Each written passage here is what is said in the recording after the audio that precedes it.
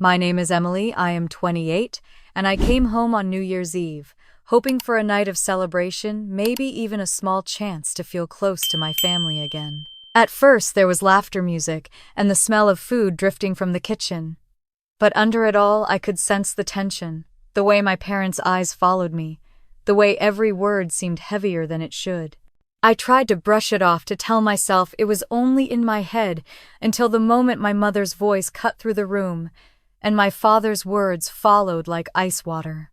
That night, something inside me broke in a way I never thought possible. What would you do if your parents turned a holiday into the moment you realized you no longer belonged under their roof? Stay with me, because the choice I made that night will leave you questioning where family loyalty truly ends. Let me take you back to where it began.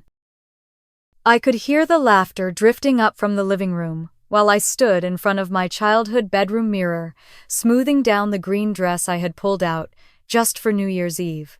The fabric clung a little tighter than it had a few years back, but I told myself it still looked fine. I pinned my hair into a loose bun, dabbed on a bit of lipstick, and took a deep breath. This was supposed to be a night of celebration, the start of a new year. I wanted to feel included, to belong again under this roof, even if the last few months had been rough. Downstairs, the house was buzzing. My mother, Helen, darted between the kitchen and dining room, arranging appetizers on a tray. My father, Robert, stood near the fireplace, making conversation with my aunt and uncle who had driven in from Colorado Springs. Jessica, my cousin, had already positioned herself in the center of the room, talking about her new condo in Austin. Her voice carried confident and bright, while everyone nodded with admiration. I lingered at the bottom of the staircase, clutching the railing for a moment, before forcing myself to step into the room. Aunt Margaret spotted me first and offered a warm smile. "Emily, there you are. We were just talking about Jessica's big year." My mother's eyes flicked toward me, her smile polite but tight. "Sit down, Emily. There's plenty of food."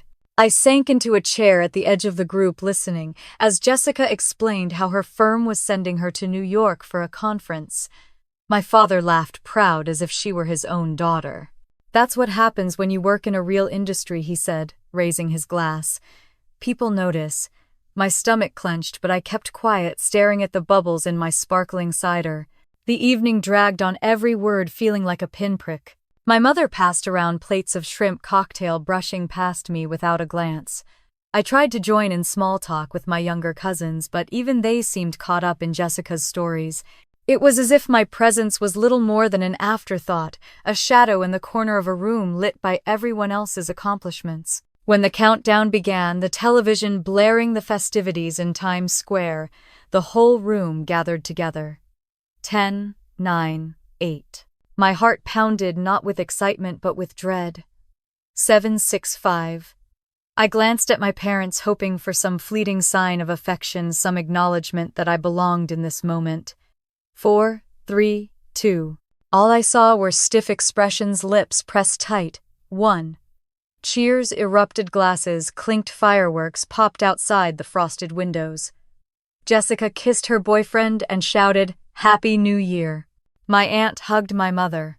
My father slapped my uncle's back. I stood frozen with my glass halfway to my lips, forcing a smile that felt brittle. Then it happened. My mother's voice cut through the noise, sharp and ringing. "Starting next year, you'll pay rent if you want to stay here." The room fell silent. My glass trembled in my hand, and I could feel every eye turn toward me. My father stepped closer, his jaw set, his words colder than the winter air outside. "Maybe it will finally teach you some respect." The laughter, the music, the fireworks, it all seemed to fade into the background. My cheeks burned hot while my chest hollowed out. I searched their faces, hoping I had misheard, that maybe it was some poorly timed joke. But my mother's eyes were hard, unyielding, and my father's tone left no room for misunderstanding. I set my glass down carefully on the coffee table, the clink of glass against wood louder than anything else in the room. No one spoke. Jessica shifted uncomfortably beside the couch, her smile fading.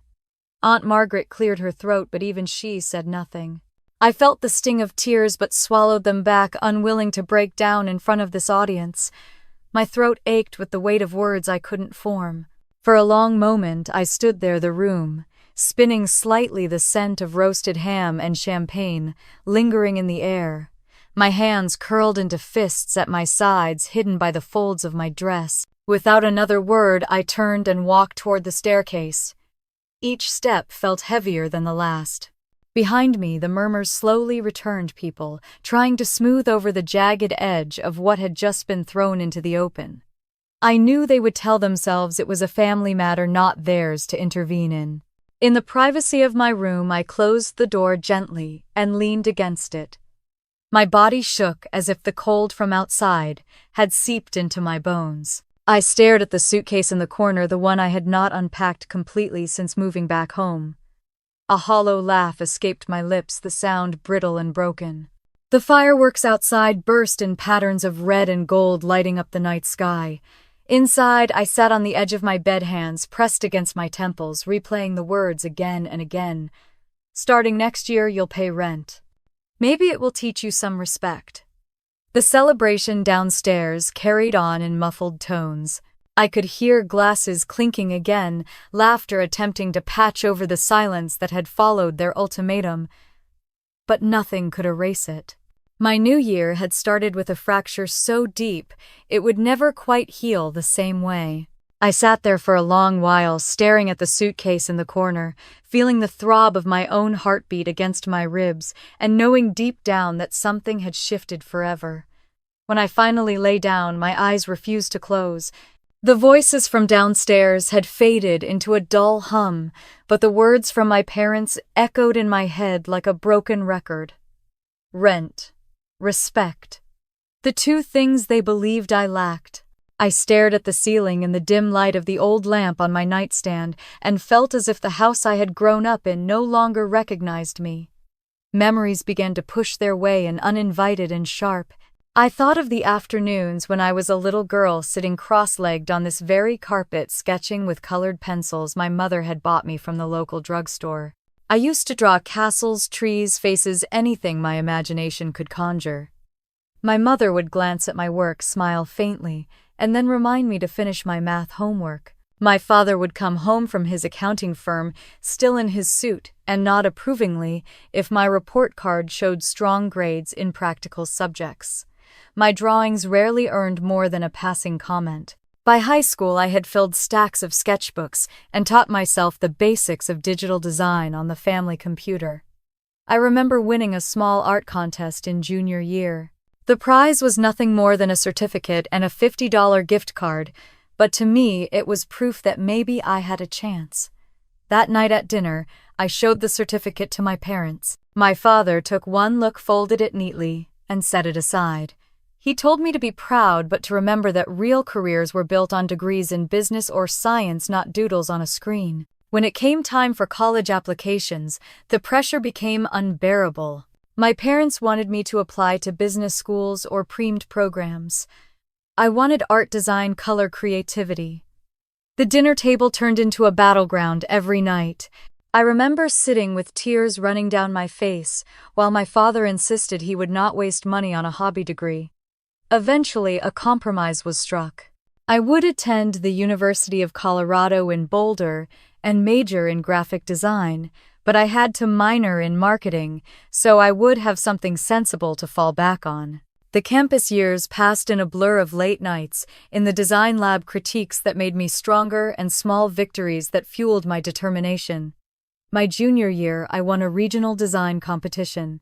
I can still picture my parents sitting stiffly in the auditorium, my mother clutching her purse while my father checked his watch. When my name was called and I walked onto the stage, the applause felt real and warm. For a moment, I thought they might finally see me. Later at dinner, my father congratulated me politely, then asked how many marketing classes I had left to finish. Graduation came in the summer of 2020. The world was still spinning from the pandemic, and jobs for new graduates were scarce. I sent out resume after resume, collected rejection after rejection. Some companies never responded at all. I took whatever freelance projects I could find, designing logos for local shops or creating social media graphics for friends. My parents grew restless watching me at the dining table with my laptop, and their patience wore thin. Eventually, after months of searching, I landed an entry-level position at Creative Horizon, a small marketing firm tucked away in a brick building downtown Denver.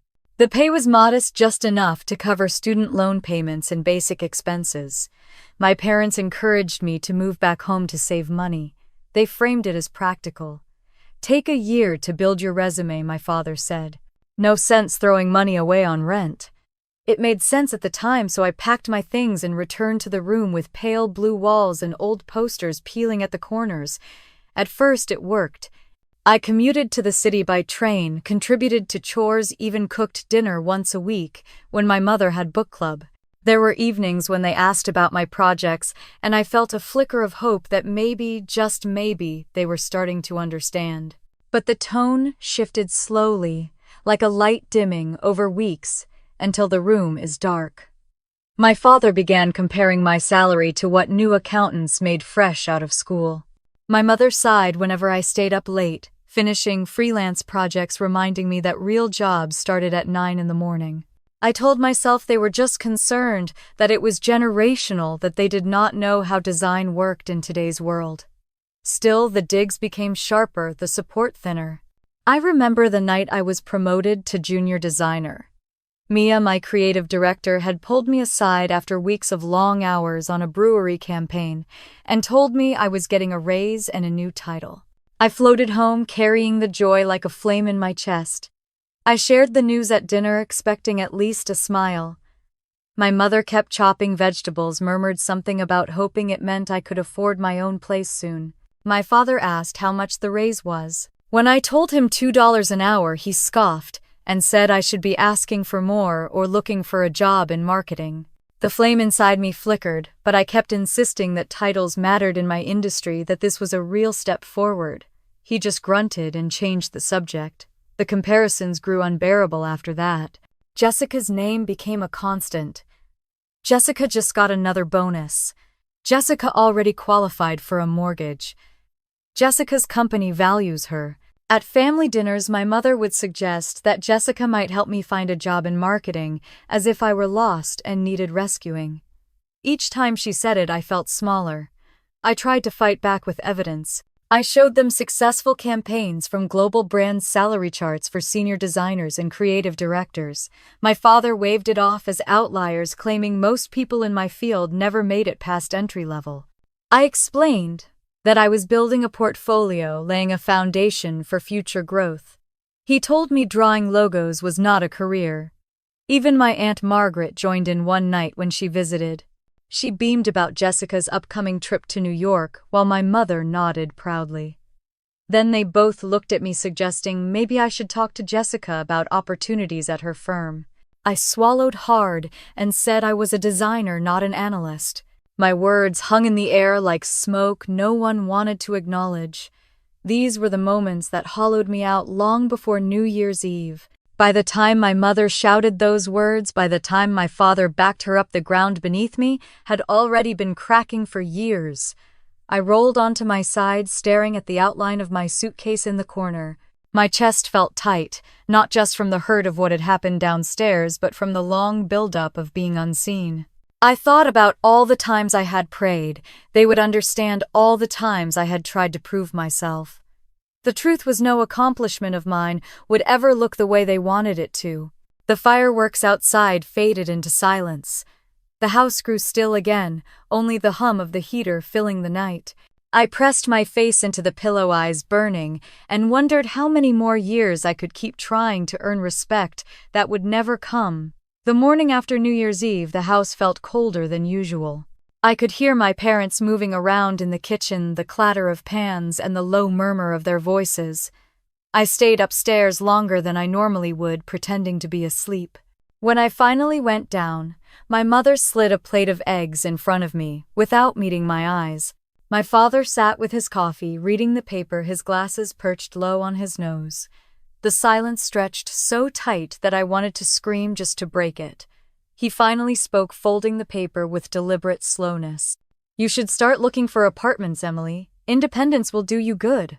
My mother added that maybe it was time to grow up and stop treating this house like a safety net. I nodded faintly, though inside I felt my stomach twist. It was not just the words from the night before, it was the way they carried on, as if nothing had happened, as if humiliating me in front of our relatives was ordinary. The weeks leading up to that night played through my mind like scenes from a film I did not want to watch. I thought of the snide remarks that had piled up. Every time I mentioned staying late at Creative Horizon to meet a deadline, my father would chuckle that real jobs ended at 5. If I showed him a logo or design I was proud of, he would say it was nice, but wondered when I would consider something stable, something that came with a 401 kelvins and real advancement. My mother had her own way of cutting me down. She would call out updates about Jessica the way other mothers might talk about the weather. Jessica just got another bonus. Jessica's boss values her. Jessica is already saving for her second property. Sometimes I would be sitting in the living room sketching, and my mother would sigh loudly before saying that Jessica knew the value of financial discipline, as if I were deaf to the sting. One evening in December before the holiday rush, we had Aunt Margaret and her husband over for dinner. The table was set with my mother's best china, the roast chicken steaming in the center. Conversation quickly turned, as it often did, to careers. Aunt Margaret's eyes shone when she talked about Jessica's new condo. My father beamed with pride, though Jessica was not even his daughter. Then my mother leaned across the table, her smile thin. Maybe Jessica can help Emily find something more stable. You studied marketing too, didn't you? I swallowed my bite of potatoes, my throat tight. I told them quietly that I was a designer, not a financial analyst, that my degree and my work were in creative fields. The silence that followed was unbearable. Aunt Margaret quickly refilled her glass of wine and looked away. My father muttered that it never hurt to explore real opportunities. I sat there fighting the urge to leave the table, my chest burning with humiliation. It was not just the comparisons that weighed me down, it was the overheard whispers. A week before New Year's, I had come downstairs late at night to get a glass of water. My parents were in the living room with Aunt Margaret, their voices low but clear enough. My mother said something that stopped me in my tracks. Maybe it is better to leave the house to Jessica someday. She would know how to take care of it. Emily is too scattered, too unsure of her future. My heart pounded so loudly I thought they might hear me on the stairs. I stood frozen, gripping the banister, listening to my father agree. They spoke as if I were invisible, as if my years in this house meant nothing. I went back upstairs without the water, my throat dry, my hands shaking. Lying in bed that night, I stared at the ceiling, the words echoing in my mind. It was not just that they doubted me, it was that they were ready to erase me from the legacy of this family entirely. I kept that hurt to myself. I did not confront them, not then. I buried it under my daily commute, the long train rides with my sketchbook balanced on my lap, the endless revisions at work, the quiet pride I took in meeting deadlines even if no one at home cared. But it lived inside me, heavy and unspoken, waiting for the night it would explode. The days after New Year's were filled with a quiet tension. My father would drop pointed comments about apartments in Denver, about how much rent cost and how I should be prepared. My mother began asking me to chip in more for groceries, her tone sharper than before. At dinner, she spoke cheerfully about Jessica's latest project at work, her words twisting like knives. I learned to nod, to pretend I was listening. While in my mind, I thought about escape. I often lay awake at night listening to the old house creak, the snow pressing against the windows, the radiator hissing faintly. I thought about my life at Creative Horizon. It was not glamorous, but it was mine. I thought about the projects I had finished, the clients who had smiled when they saw their ideas brought to life. Those moments of recognition meant more to me than all the empty praise Jessica received at our dinner table. The more my parents spoke of rent and responsibility, the more I realized the cracks in our relationship had been forming for years. They had raised me in this house with Sunday dinners, family trips, and rules about homework and curfews. I had believed that meant unconditional support. But somewhere along the way, support turned into judgment, and judgment hardened into dismissal. On a Saturday morning, not long after New Year's, I sat at the dining table working on a freelance project. My father passed behind me, glanced at my laptop screen, and chuckled. "Still playing with those computer drawings," he said. "When are you going to get serious about a career?" I gripped the edge of the table so tightly my knuckles turned white. I told him calmly that this was my career, that the industry was competitive, but I was making progress. He shook his head, muttered something about passion not paying the bills, and walked away. I stared at the screen, the shapes and colors blurring before my eyes, and felt something snap quietly inside. It was not anger exactly, but a hard certainty forming in my chest. If they could not see me now, after all these years, they never would. The winter light outside was pale, stretching across the yard where the snow still covered the ground. I thought about the nights I had spent as a child building snow forts with my cousins, laughing until our cheeks were numb, my mother calling us in for cocoa. Those memories felt like they belonged to someone else now, a girl who still believed she was enough. I shut my laptop slowly, my pulse steady but heavy, and wondered how much longer I could survive in a place that had stopped being home. The night of the New Year's Eve party was supposed to be filled with laughter and champagne, but I walked into the living room with a knot in my stomach. The lights from the tree still glowed in the corner, and the dining table was covered with platters of ham, mashed potatoes, and casseroles. Relatives crowded the room, glasses, already raised voices too loud as they overlapped in excitement. I slipped into a chair near the wall, hoping to blend into the background. My cousin Jessica stood near the fireplace, her voice carrying above the rest. She had that easy confidence that drew people in. She was telling everyone about her firm sending her to New York for a conference. Aunt Margaret beamed, her eyes shining with pride. My father chuckled loudly, clapping my uncle on the back. "That's what happens when you work hard in a real industry. People notice," he said. I stared at my glass of sparkling cider, the bubbles rising and popping one by one. My mother floated by, refilling plates, stopping to pat Jessica's arm. "That is so impressive, honey," she said warmly. "You deserve it." My name was not spoken once. The room pulsed with noise, but I felt like I was underwater, watching everything through glass. I tried to catch my aunt's eye to offer a smile, but she was too busy listening to Jessica's plans for decorating her condo. My chest tightened with every word, the weight of invisibility pressing down harder than any insult could. As the countdown to midnight began, everyone gathered close. 10, 9, 8. My heart thudded with dread instead of excitement. 7, 6, 5. I glanced at my parents, searching for even a flicker of warmth. 4, 3, 2. All I saw were stiff expressions, lips pressed tight. 1. The cheers rang out, champagne corks popped, and fireworks exploded outside the frosted windows. Jessica kissed her boyfriend. Aunt Margaret hugged my mother.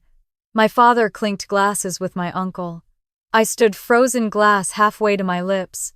Then my mother's voice pierced through the noise, sharp and unyielding.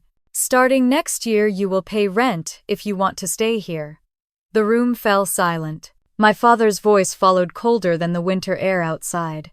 "Maybe it will finally teach you some respect." My hand trembled, the cider glass slipping slightly before I steadied it on the table. I looked around. Jessica blinked in surprise, her smile faltering. Aunt Margaret shifted uncomfortably, her eyes darting away. No one spoke in my defense. Heat rose to my face. My throat tightened with the weight of words I could not say. I wanted to shout, to demand how they could humiliate me like this in front of family, but the words stayed trapped. My silence seemed to make the moment heavier. I placed my glass down carefully, the small clink against the wood echoing louder than it should have. My legs carried me toward the staircase without thought, the chatter behind me beginning to resume, brittle and forced as though nothing had happened. Upstairs, I closed my door with a soft click, my back pressed against it. My hands shook as I stared at the suitcase in the corner. The muffled laughter and clinking glasses downstairs sounded like another world. I sat on the bed, the sound of fireworks rattling the windows, and tried to steady my breath. The words repeated in my head over and over. Rent. Respect. The very people who had raised me, who had promised to love me unconditionally, had chosen that moment to strip me of dignity. I pressed my palms into my eyes, willing the tears to stop, but they came anyway. My body shook as though the cold had seeped straight into my bones. The party below roared back to life, voices climbing higher, music turning up. My parents' ultimatum had become just another piece of gossip to brush aside. I lay back against the pillow, staring at the pale blue ceiling of the room that had once been safe, and listened to the muffled celebration. The sound of people laughing felt like knives. The night was supposed to bring hope, but all I felt was a hollowness that seemed impossible to fill. When the fireworks finally quieted and the house settled, I was still awake, staring into the dark. My breath came slow and shallow, my chest heavy. Every part of me ached with the knowledge that something had shifted forever. I sat up slowly, wiping at my face with the back of my hand. The room was dark except for the faint glow of the streetlight slipping through the blinds. My suitcase stood in the corner, half hidden behind the desk, like it had been waiting for this moment all along. I had promised myself after college that I would only be here for a year, that moving back was temporary, a smart financial decision. But here I was 2 years later, still trying to prove to people who had already decided I was not enough. My heart pounded as I pulled the suitcase closer and unzipped it. The sound felt too loud in the quiet house. I folded a stack of jeans and sweaters, pressing them down to make room. My hands moved with a steady rhythm even though my body shook. This was not just packing. This was cutting a cord I had been clinging to my whole life. I moved carefully, pulling open drawers, choosing what I could carry. Toothbrush, toiletries, my laptop, the tablet I used for freelance work. I hesitated when I reached the small wooden box on my dresser.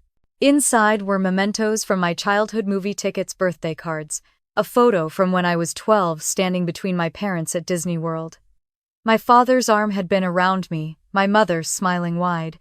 I stared at it, my throat tightening, then slid it gently back into the drawer. Some things were too heavy to carry. I paused by the bookshelf, running my fingers across the spines of design books I had collected over the years. I chose 3, the ones that had guided me most, and set the rest aside. They would not fit. The quilt my grandmother had made for me when I graduated high school was folded neatly at the foot of my bed. I pulled it close, inhaling the faint scent of lavender, then laid it carefully inside the suitcase. Time slipped by unnoticed. At one point, I heard muffled voices from down the hall, my parents saying goodnight, to relatives, the clatter of dishes being stacked in the sink. I froze each time the floor creaked, waiting for a knock, but none came. When the suitcase was full, I zipped it closed and sat back on the edge of the bed. My breath was shallow again, but this time it carried a strange calm. I reached for a notepad on my desk and wrote with a steady hand. Mom and Dad, I need to be independent now. I am safe. Please do not worry. I will be in touch when I am ready. Emily. I set the note neatly on my pillow. No accusations, no anger, just the truth. My parents would wake to find it, and I would already be gone. I pulled on a coat, stuffed gloves into my pockets, and lifted the suitcase handle. The weight of it dragged against the carpet as I eased open my bedroom door. The house was silent except for the hum of the heater. My heart raced as I crept down the staircase, every step groaning under my feet. I held my breath when I passed the living room, terrified someone would stir, but all I heard was the ticking of the grandfather clock. At the back door, I paused, my suitcase resting beside me. Through the glass, I could see the faint glow of fireworks still bursting in the distance, their colors reflecting on the snow. My hand shook as I unlocked the door. The cold air rushed in, biting against my face, but it felt cleaner than the heavy air inside. I tugged the suitcase across the porch, the wheels leaving narrow tracks in the snow. The night was eerily quiet now, only the echo of the last fireworks fading over the horizon. I pulled my phone from my pocket and opened the rideshare app, my fingers stiff from the cold. A driver was only 5 minutes away. Standing there in the yard, I looked up at the 2-story house with its white siding and shuttered windows. It had been my safe place once. I remembered sledding down the hill in the backyard, my mother shouting from the porch for me to wear a hat, my father grilling burgers in the summer. For a moment, tears blurred my vision. I wanted to run back inside, crawl under the quilt, pretend none of this had happened. But then my mother's voice echoed in my head, sharp and unforgiving. Starting next year, you will pay rent if you want to stay here. My father's cold addition. Maybe it will finally teach you some respect. The headlights appeared at the end of the street, cutting through the darkness. The car rolled up, tires crunching on snow, and the driver stepped out to help with my bag. I thanked him, quietly sliding into the back seat as the warmth of the heater wrapped around me. As we pulled away, I kept my eyes fixed on the house growing smaller in the rearview mirror. The porch light glowed like it always had, steady and welcoming, but I knew better now. That light was not for me anymore. The driver asked where I was headed. I swallowed hard and said downtown Denver. My voice wavered, but I forced it steady. I leaned back in the seat, my suitcase beside me, my entire life packed into a few bags. The streets were quiet, snow piled along the sidewalks, traffic lights blinking in empty intersections. I watched the city lights grow brighter as we neared downtown. Each mile that passed was a strange mix of fear and relief, like I was stepping off a ledge and hoping I would learn to fly before hitting the ground. By the time we reached the heart of the city, dawn was beginning to touch the sky. I asked the driver to drop me in front of Creative Horizon. The office building was dark at this hour, the glass windows reflecting the faint light of morning. I dragged my suitcase to the side entrance, swiped my keycard, and stepped inside. The lobby smelled faintly of cleaning supplies. The elevator creaked as it carried me to the 4th floor.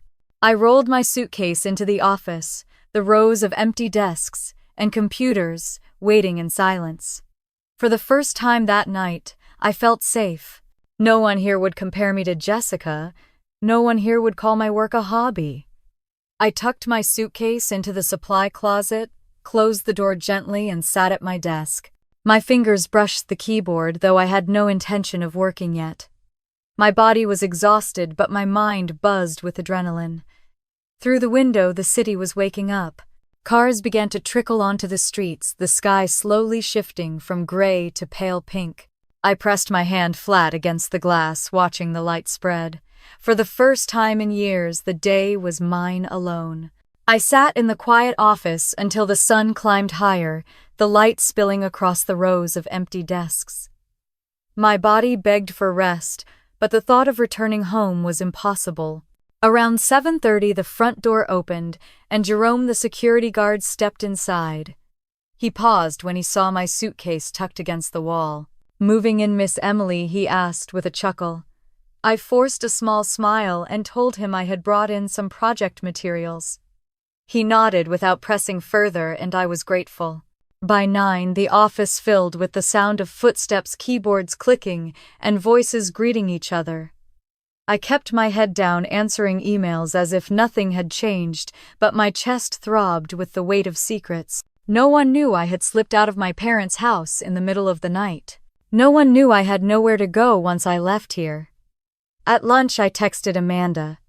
She was one of my closest friends from college, a bartender who lived with her boyfriend Kyle in a cramped apartment near Capitol Hill. "Are you awake?" I typed, my fingers trembling. Her reply came almost instantly. "Just got home from a late shift." "What's up?" I hesitated, staring at the blinking cursor, then wrote, "Had a huge fight with my parents. I left. Any chance I could crash on your couch for a bit?" Her response was immediate. "Oh my God, yes, come whenever you want. You know our couch is your couch. Kyle won't mind." Relief swept through me so quickly, I nearly cried right there at my desk. "Thank you," I typed. "I'll explain everything later." I pushed through the rest of the workday, though I could barely focus. My phone buzzed repeatedly with calls and texts from my parents. "Where are you? This is irresponsible. Call us now. Please just tell us you're safe." I silenced the phone, afraid that even reading the words would crack the thin layer of control I was holding onto. By 6:30, I left the office, dragging my suitcase down the icy sidewalk toward the train. The cold air bit at my cheeks, but I welcomed it. Each breath felt cleaner than the stifling silence of my parents' house. When I reached Amanda's building, she was already waiting by the door in her sweats, her hair pulled into a messy bun. The moment she saw me, she wrapped her arms around me. "Oh, honey," she said into my shoulder. "You're safe now." Her apartment smelled faintly of garlic and laundry detergent. The space was small, 2 bedrooms with a sagging couch in the living room and stacks of mismatched mugs in the kitchen. But it felt warmer than home had in months. Kyle offered to make me tea and then left us to talk while he finished folding laundry. I sank onto the couch, hugging a throw pillow to my chest, and finally let the words spill. I told Amanda everything from the constant comparisons to Jessica, to the whispers about leaving the house to her, to the ultimatum on New Year's Eve. Her eyes darkened with anger as she listened. "That's cruel," she said. "You didn't deserve that." I wiped my eyes, ashamed of the tears but unable to stop them. I left a note. "They'll know I'm safe." She squeezed my hand. "They'll have to face what they've done. For now, you focus on yourself." That night, I lay on the couch with a blanket that smelled faintly of Amanda's perfume. The cushions sagged, springs squeaking with every movement, but I felt strangely secure. My body finally gave in to exhaustion, and I drifted into a restless sleep. The next morning, my phone buzzed with more missed calls. 15 in total, plus 20 text messages. "Please come home. Please answer. Your mother is barely sleeping. Where are you?" I stared at the screen, my chest aching. I typed a short reply. "I'm safe. I need space." Amanda read it over my shoulder and nodded. "That's enough." Over the next few days, I adjusted to life in their apartment. I bought groceries when I could, stacked my suitcase against the wall, tried not to take up too much space. Kyle teased that the couch was officially mine now, but I could tell he meant it kindly. Still, the weight of uncertainty pressed down every night as I lay staring at the ceiling. How long could I stay here before it became a burden? Where would I go next? My savings would not last forever, and rent in Denver was brutal. I spent hours scrolling through listings on my laptop, each option either too expensive or too dangerous. On the 5th night, I woke to the sound of my phone buzzing again. This time it was nearly midnight, the glow lighting up the dark room. The screen showed my father's name. I let it ring until it stopped, then watched as another call came immediately. My mother this time. After the 3rd attempt, the voicemail icon appeared. I pressed play with shaking hands. "Emily, it's Dad. We found your note. Please call us back. This isn't the way to handle things. You can't just disappear." My mother's voice followed, raw and desperate. "We're panicking. Please just tell us where you are. Please." I dropped the phone onto the coffee table, my heart racing. Amanda stirred from her room and patted out, her eyes half closed. "Still them, huh?" she asked softly. I nodded. She touched my shoulder. "You don't owe them anything right now. Rest." I tried to, but the words in those messages looped in my mind until dawn. The next day at work, Mia noticed my distraction. She pulled me aside, her sharp eyes softening. "Family stuff," I nodded, embarrassed. She squeezed my arm. "Take the time you need. The work will be here."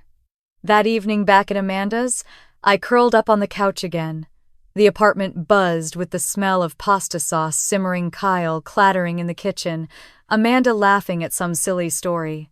It felt almost like a family one, built on kindness rather than judgment.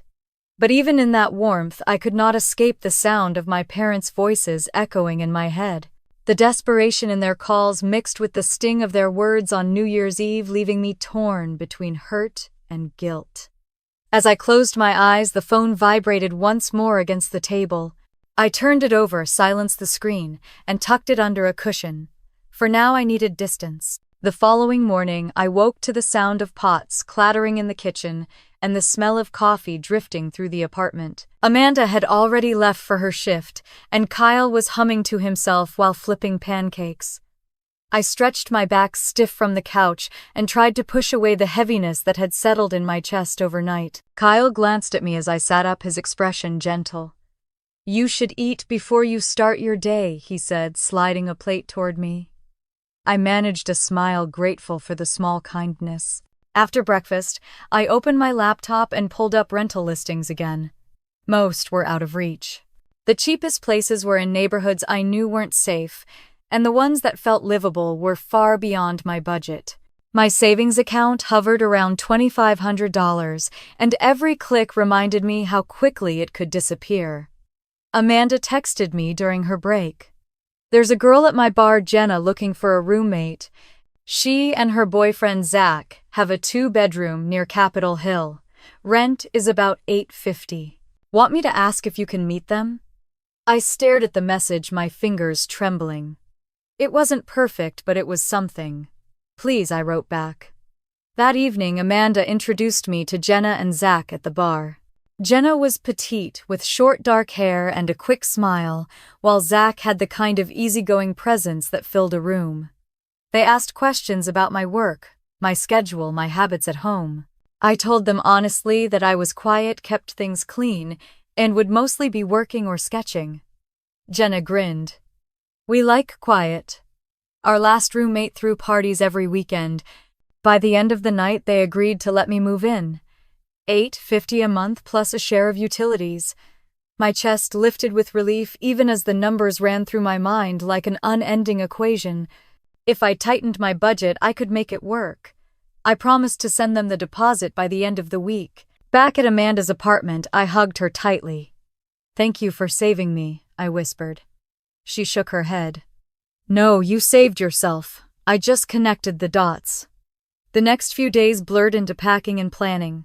My suitcase was still by the couch, but now I added grocery bags filled with clothes Amanda had helped me wash and fold.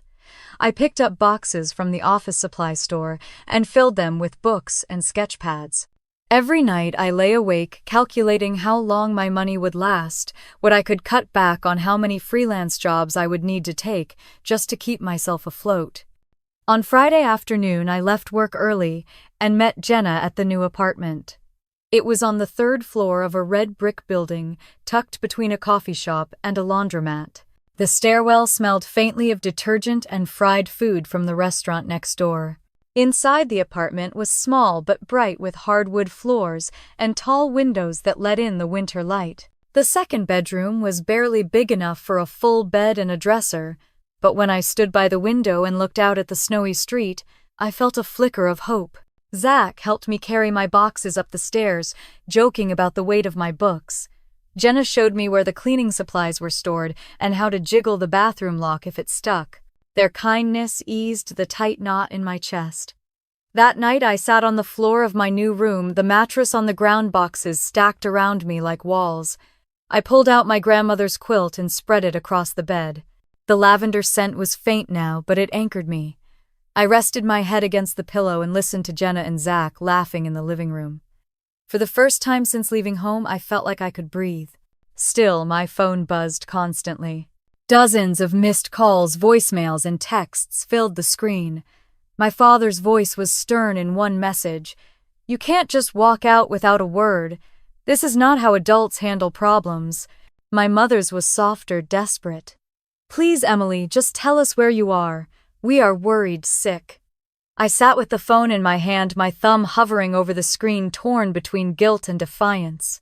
I typed a simple reply. "I'm safe. I have a place to stay. I'll reach out when I'm ready." Then I turned the phone face down on the nightstand. Over the weekend, Amanda came by with groceries as a housewarming gift. She, Jenna, and I cooked pasta in the tiny kitchen, laughing as the sauce bubbled over and splattered the stove. For a little while, I forgot the ache of my parents' words, forgot the weight of the silence that had grown between us. But at night, when the laughter faded and I was alone in my room, the questions returned. Would they ever see me differently? Would they ever believe that my work mattered?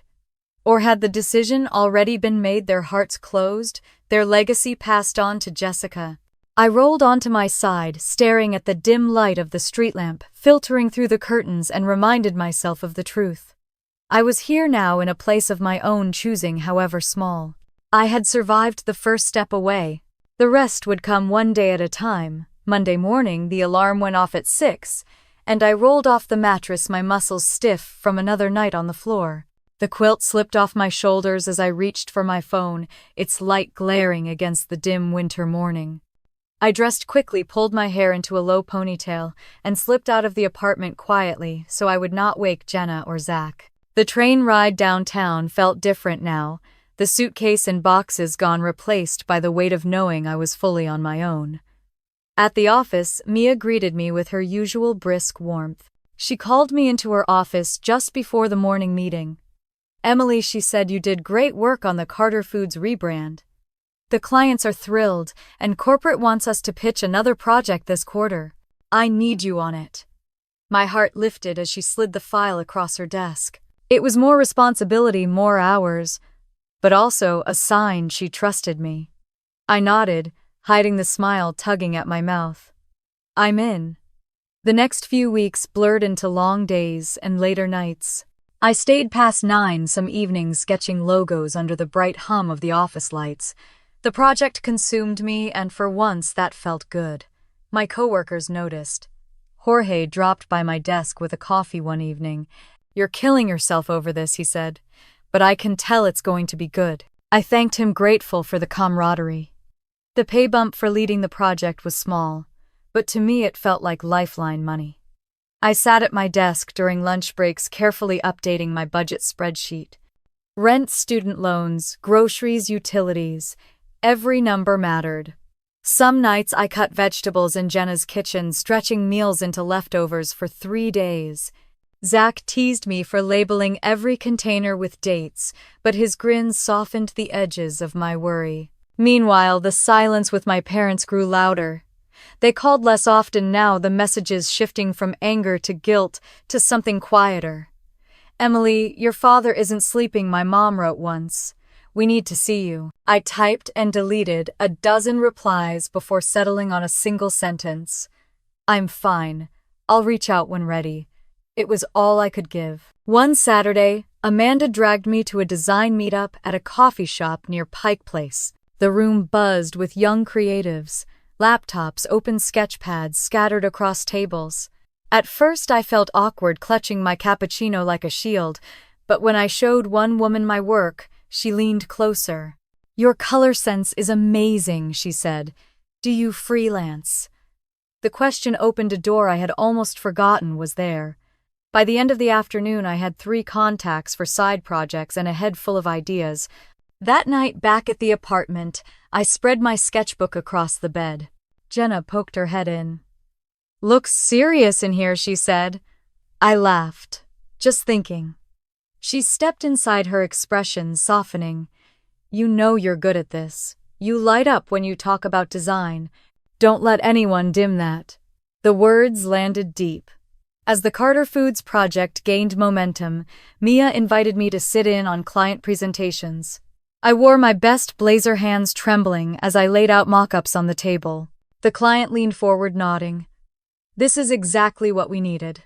My chest swelled with pride as Mia gave me a small nod of approval. For once, I didn't feel like the invisible kid at the family dinner table. But even as work soared, my nights remained restless. I would lie in the small room, staring at the shadows on the ceiling, replaying my parents' words. Dead weight. Hobby. No future. The ache sat heavy, but beneath it was something new, something sharper. Determination. A month after moving out, the project wrapped successfully, and my paycheck reflected the extra hours. I bought a second-hand bed frame from a thrift store, carried it up the stairs with Zach's help, and assembled it in the corner of my room. As I tightened the last screw, Jenna clapped her hands. "Look at you, officially settled." I smiled, standing back to see the quilt draped neatly across the frame. It felt like proof. The following week, Mia pulled me aside after the Monday meeting. "I'm recommending you for a full promotion," she said. "The team sees your effort, and the clients notice." My throat tightened. "Thank you," I whispered. On the way home that evening, I sat on the train watching the city lights blur past, thinking of my parents. I imagined telling them about the promotion, seeing the flicker of pride on their faces, but the memory of their dismissal was still too raw. I wasn't ready. That night, Jenna and Zach threw a small gathering with a few friends. Music drifted through the apartment, and laughter filled the space. I sat at the table sipping wine, listening to stories, realizing I hadn't felt this kind of belonging in years. Someone asked about my work, and instead of shrinking, I spoke with confidence.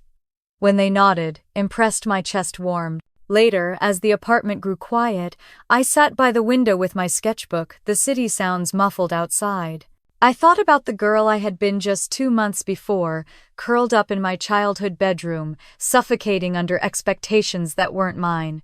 Now, in this small apartment with its creaky floors and cluttered counters, I was starting to carve out something real. I closed the sketchbook, laid it gently on the desk, and turned out the light, the hum of the radiator filling the silence. My chest rose slowly, and for the first time, I believed the future might finally be mine to claim. The first snow of February came heavy and fast, coating the sidewalks in a thick white layer that crunched under my boots as I walked to the train. My breath puffed in the air like smoke, and the city felt quieter than usual, muffled under the weight of winter. At the office, the windows were fogged from the heat inside, and the buzz of activity seemed even sharper against the hush outside. Mia called me into her office before lunch. She had that serious look she wore when she was balancing encouragement with expectation. "Emily," she said, "the board was impressed with your leadership on the Carter Foods project. We want you to take point on another account. This one is bigger." Her words filled me with both pride and dread. More hours, more stress, but also more proof that I was not the failure my parents thought I was. That evening, I walked home instead of taking the bus, my boots slipping on icy patches, my mind replaying the conversation. My phone buzzed in my pocket. I pulled it out reluctantly and saw a string of missed calls, both from Mom. I let them go unanswered, but when the voicemail alert popped up, curiosity won. Her voice was trembling. "Emily, please, we need to talk. It's important. Your father, just call me." I froze in the middle of the snowy sidewalk, heart pounding. My first thought was that something had happened to him, but when I pressed play again, I caught the edge in her tone. It wasn't just worry. It was urgency layered with guilt. Back in my apartment, I set the phone face down on the desk. Jenna noticed the tension on my face as she passed by with a mug of tea. "You okay?" she asked gently. I swallowed hard. "My mom keeps calling. Something's going on." Jenna set the mug down on my desk. "You don't owe them an immediate response," she said. "Take your time." But time was exactly what I didn't have. The next morning, another voicemail waited. This time it was my dad. His voice was harsher, strained. "Emily, enough of this silence. We know you moved out, but you can't avoid us forever. We need to talk in person." The weight of his authority, the same voice that had once told me bedtime stories, and later told me my career was worthless, pressed against my chest. I avoided the call again, but that afternoon at work, the receptionist buzzed my desk. "Emily, your parents are here." My throat closed. For a second I thought I had misheard. I stood slowly, legs trembling, and walked to the lobby. They were sitting side by side on the stiff chairs, coats buttoned tight, my mother clutching her purse like a lifeline. My father stood first. "Emily," he said, his voice low but firm. "We need to talk." "Not here," I whispered, glancing at the curious eyes of coworkers passing through. "There's a coffee shop around the corner." We walked in silence, the snow crunching underfoot. Inside the cafe, I chose a small table in the back. My mother spoke first, her eyes darting everywhere but mine. "Your room is empty," she said. "We went in to clean and it's bare. Where are your things?" I took a slow breath. I moved out. Her face fell. "For good?" "Yes." My father leaned forward, his jaw tight. "You disappeared without a word." That's not how family handles disagreements. I felt heat rise in my chest. One disagreement. It was months of being mocked, of being told I was dead weight, of being treated like my work didn't matter. His face reddened, but my mother's eyes brimmed with tears. "We said things we shouldn't have." I stared at her, torn between anger and longing.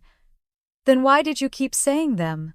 Why did you keep comparing me to Jessica, as if her life was the only version of success worth having?" She pressed a napkin against her lips. "We just wanted you safe," she whispered. "Stable."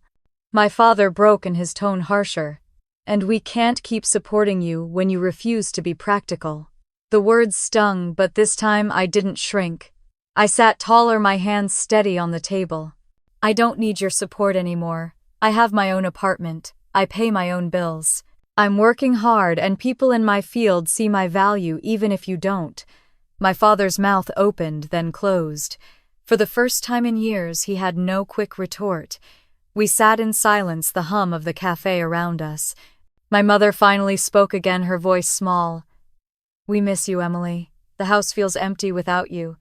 Something in me softened just slightly. I miss you too, I admitted. But I can't come back to that house, not if it means living under constant criticism. When we parted outside the cafe, snowflakes clung to their coats. My mother touched my arm briefly before pulling away. Call us, she said. Please. I nodded, but didn't promise. Back at the apartment that night, I curled up under my grandmother's quilt, replaying the meeting over and over. There had been no resolution, only the fragile outline of something new. For the first time, I had spoken without fear. The next few weeks moved quickly. Work demanded my attention, and with each project, I felt my confidence grow. My coworkers treated me like a leader, not an assistant. Mia trusted me to run meetings. Clients listened when I explained design choices. And still at night, I wondered if my parents truly understood, or if they only wanted me back under their roof on their terms. One evening, Amanda joined me at the apartment for dinner.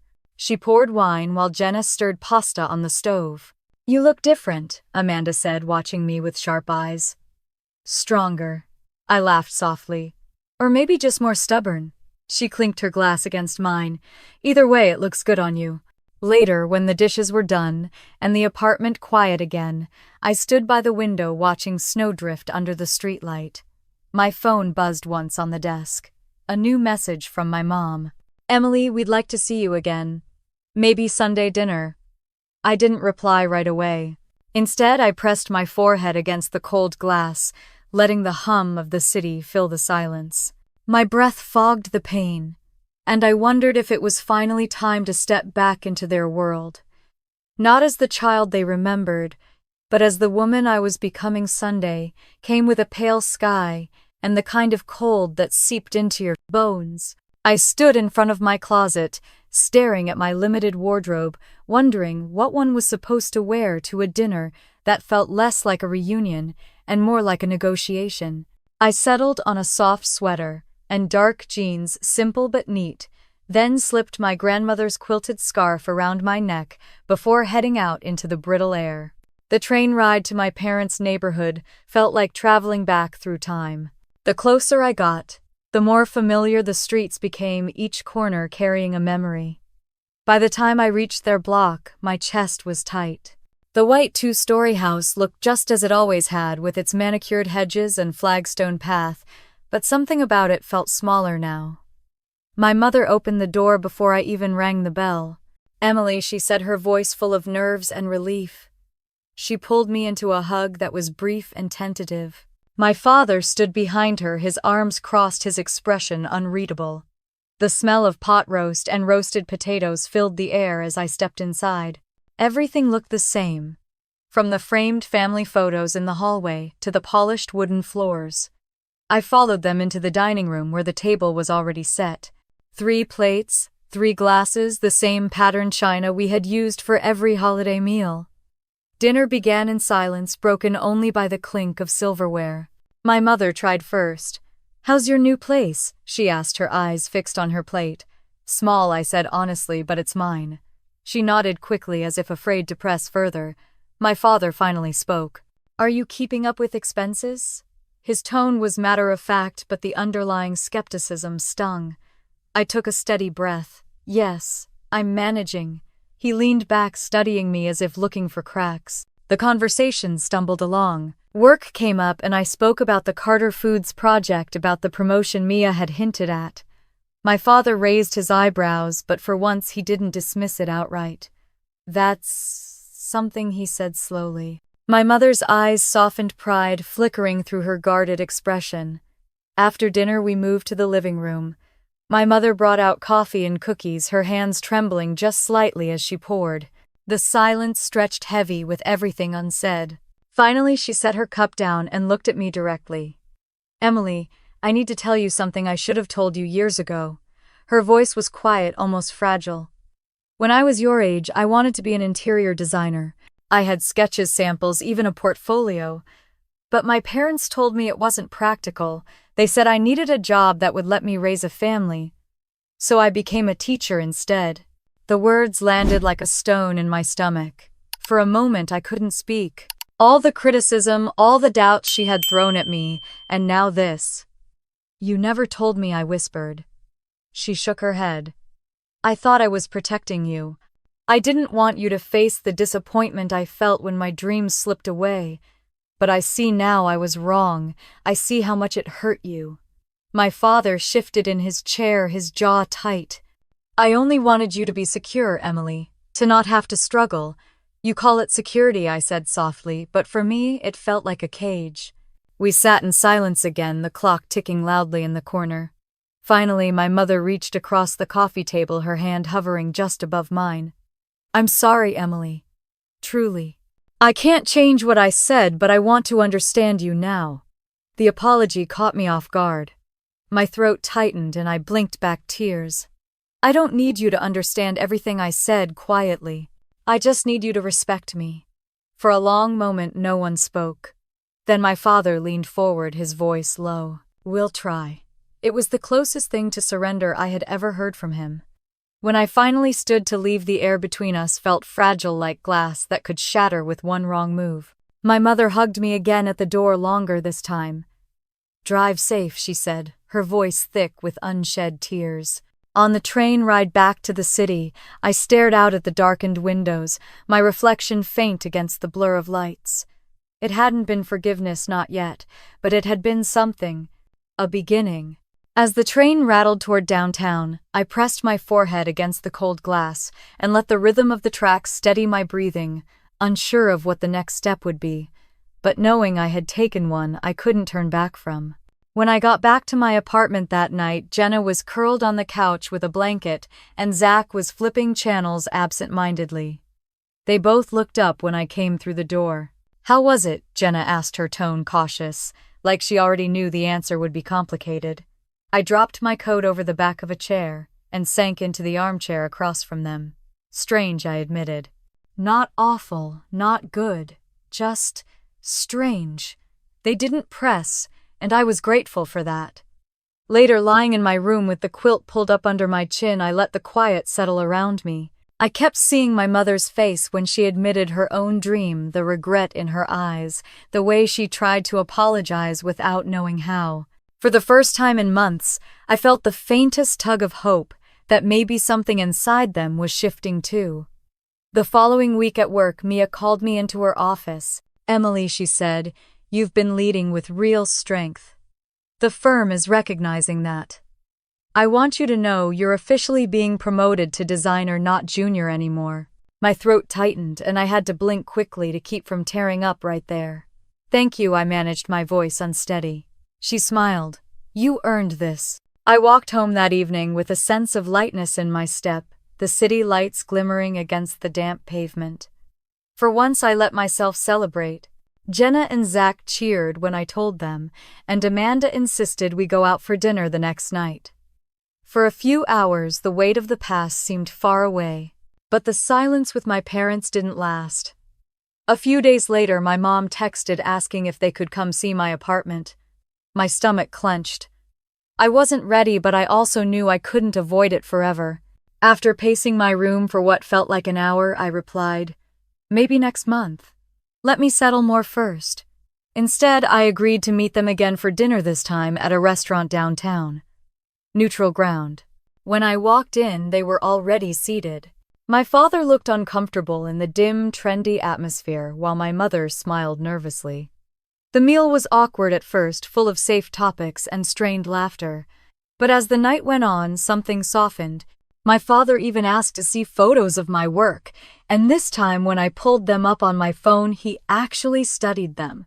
The grocery store rebrand is striking, he said. I can see why they were impressed. His words stunned me. It wasn't full acceptance, but it was acknowledgement. My chest tightened with a mixture of relief and sorrow for how long I had waited to hear something like that. Over the next few weeks, I kept my boundaries firm. No visits to the house, no slipping back into old patterns. We met for dinner once a month, always somewhere public, and gradually the conversation shifted. They still didn't fully understand my career, but the mocking tone disappeared. My mother even asked about my clients, her curiosity genuine. Then one evening during one of our dinners, she surprised me. "Emily," she said carefully, "have you thought about therapy together? Family therapy." I frowned, caught off guard. "Therapy."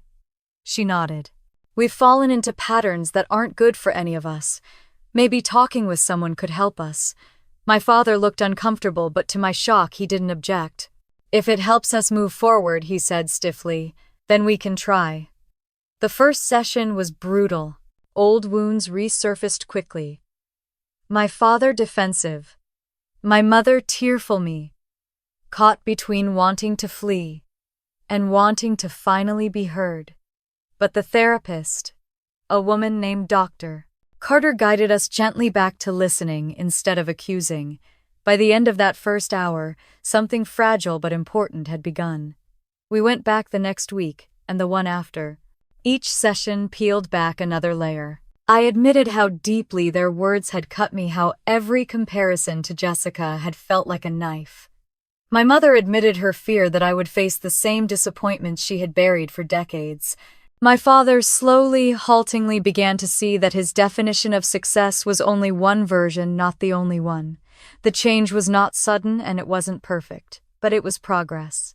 Meanwhile, at work, my confidence grew. The promotion gave me more responsibility, and with it came more chances to prove myself. I spoke up in meetings without trembling, pitched ideas with a steady voice, and even landed a small freelance project through someone I'd met at the coffee shop design group.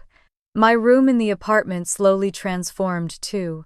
A thrifted desk, shelves lined with books and prints, a string of warm lights around the window.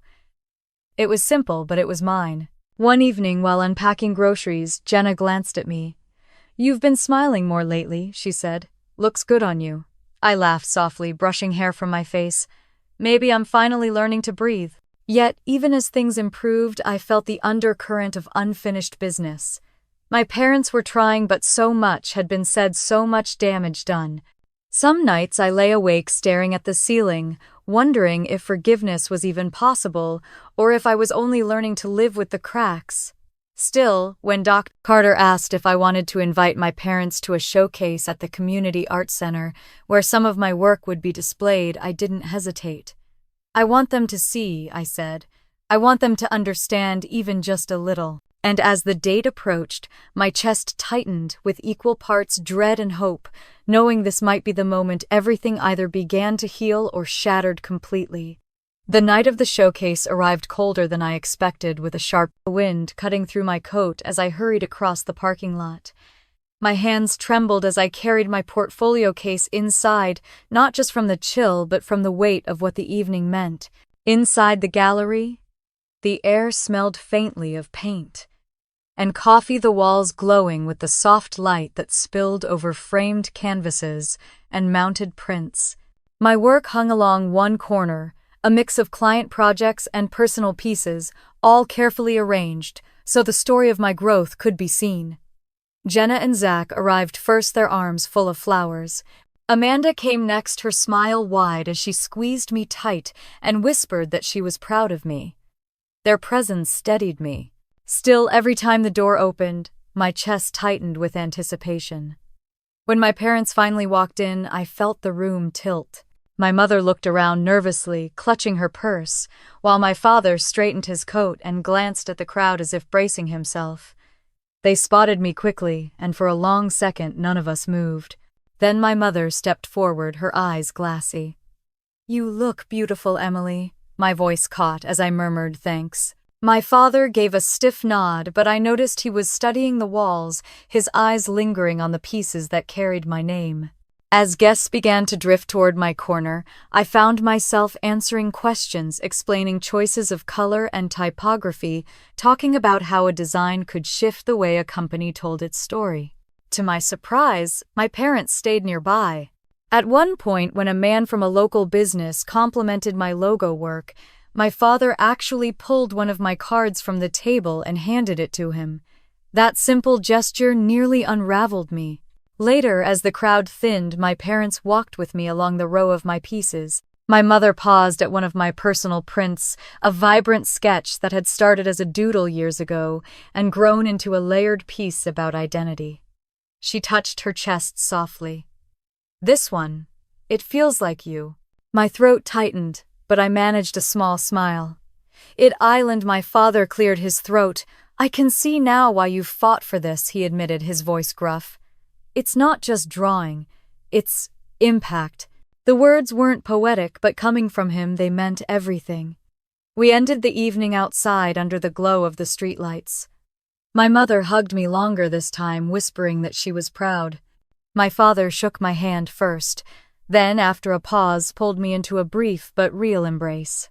For the first time, I felt like they saw me not as a child to be corrected, but as a woman who had chosen her path and earned her place. Back in my apartment that night, I sat at my desk and stared at the bouquet Jenna had placed in a vase, the petals opening in the warm air. The hum of the radiator filled the silence. I thought about the long road from that night on New Year's Eve, when my parents had shouted about rent and respect, to this night, where respect had finally begun to grow, not because I begged for it, but because I built it for myself. The wounds were not gone, the years of dismissal could not be erased, but something new had begun, a fragile bridge between us that might hold if we cared for it. And more importantly, I had built something inside myself, a foundation strong enough to stand on with or without their approval.